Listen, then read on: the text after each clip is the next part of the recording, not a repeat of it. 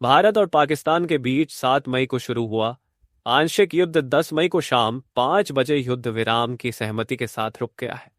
इस युद्ध की शुरुआत 22 अप्रैल को पाकिस्तान की शह पर पहलगाम में हुए कायराना आतंकी हमले से शुरू हुई थी, जिसमें 26 निर्दोष आम नागरिक मारे गए थे। पूरी दुनिया ने देखा था कि आतंकियों ने कैसे धर्म के नाम पर आम लोगों की बड़ी क्रूरता के साथ हत्या की थी।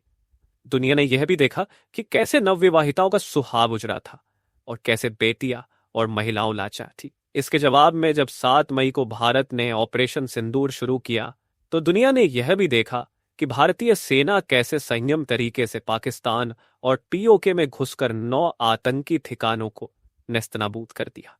सरकार का दावा है कि इस ऑपरेशन में न केवल करीब 100 आतंकी मारे गए, बल्कि आतंकियों की ऑक्सीजन लाइन और आतंकी संगठनों के मुख्यालयों को भी ध्वस्त किया गया। भारत ने उसके बाद पाकिस्तान को चेताया भी था कि वह कोई नापाक हरकत ना करे, लेकिन जिस तरह पाकिस्तान के हुक्मरान और सेना के लोग आतंकियों के जनाजे में दिखे, उससे उनका चेहरा पूरी तरह से बेनकाब हो गया।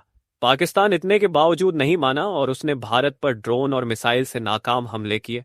और जब भारत की एयरफोर्स, नौसेना और थल सेना ने मिलकर उनके सैन्य ठिकानों पर हमले शुरू किए, तो लाहौर, कराची, रावलपिंडी, इस्लामाबाद ने जो तबाही देखी, तब जाकर पाकिस्तान की अक्ल ठिकाने आई और अब वह युद्ध विराम के लिए तैयार हो गया। आलम यह है कि 10 मई को दोपहर से पाकिस्तान युद्ध विराम के संकेत देने लगा था। युद्ध विराम को लेकर दोनों देशों की भाषाओं से ही समझ में आता है कि इस 4 दिन के आंशिक युद्ध में भारत ने कैसे पाकिस्तान को धूल चटाई है। युद्ध विराम की जानकारी देते हुए भारतीय सेना ने साफ तौर पर कहा है कि युद्ध विराम की सहमति के बाद पाकिस्तान कोई हिमाकत करता है तो उसे मुंह तोड़ जवाब मिलेगा। यही नहीं, सेना ने साफ कर दिया है कि पाकिस्तान ने अगर कोई गलती की तो आगे भी ऑपरेशन शुरू कर दिए जाएंगे। इसके पहले सरकार ने भी यह फैसला ले लिया है कि अगर आगे कोई भी आतंकी हमला पाकिस्तान भारत पर करेगा या करवाएगा तो उसे युद्ध माना जाएगा। अब जरा पाकिस्तान के विदेश मंत्री इशाक डार का जियो न्यूज टीवी को दिए बयान को पढ़िए। डार ने कहा है कि युद्ध विराम पूरी तरह से लागू होगा, वह आंशिक युद्ध विराम नहीं है। साफ है कि पाकिस्तान डर गया है और उसे अपना भविष्य दिखने लगा है। आइए अब जानते हैं कि ऑपरेशन सिंदूर से भारत को क्या मिला। अब कोई संयम नहीं, सीधे युद्ध भारत ने साफ कर दिया। अब वह आतंक के किसी भी हमले को बर्दाश्त नहीं करेगा। यानी पाकिस्तान अगर भविष्य में कोई आतंकी हमला करता है तो उसे युद्ध माना जाएगा।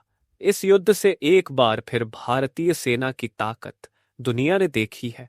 जिस तरह सेना पाकिस्तान के ड्रोन और मिसाइल अटैक से देश के शहरों और नागरिकों को बचाया, उसकी क्षमता को दिखाता है।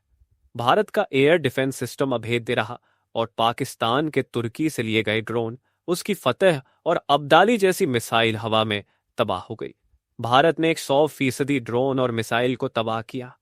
ऐसा तो इजराइल भी नहीं कर पाया। ऑपरेशन सिंदूर और उसके बाद भारत की जवाबी कार्रवाई में सेना की ताकत के साथ भारतीय कूटनीति भी कमाल की रही। पाकिस्तान पूरी तरह से दुनिया में अलग था। उसे केवल तुर्की और अजरबैजान का खुलकर, सबसे भरोसेमंद देश चीन भी खुलकर सपोर्ट में नहीं आया। इसी तरह मुस्लिम देश भी पाकिस्तान के साथ खड़े नजर नहीं आए। वहीं अमेरिका ने साफ तौर पर कह दिया था कि यह भारत और पाकिस्तान का मामला है, वह इस बीच में नहीं पड़ेगा। इस युद्ध के दौरान पूरा देश एकजुट रहा। कश्मीर से कन्याकुमारी तक सभी भारतीय पाकिस्तान को सबक तब देखते रहिए।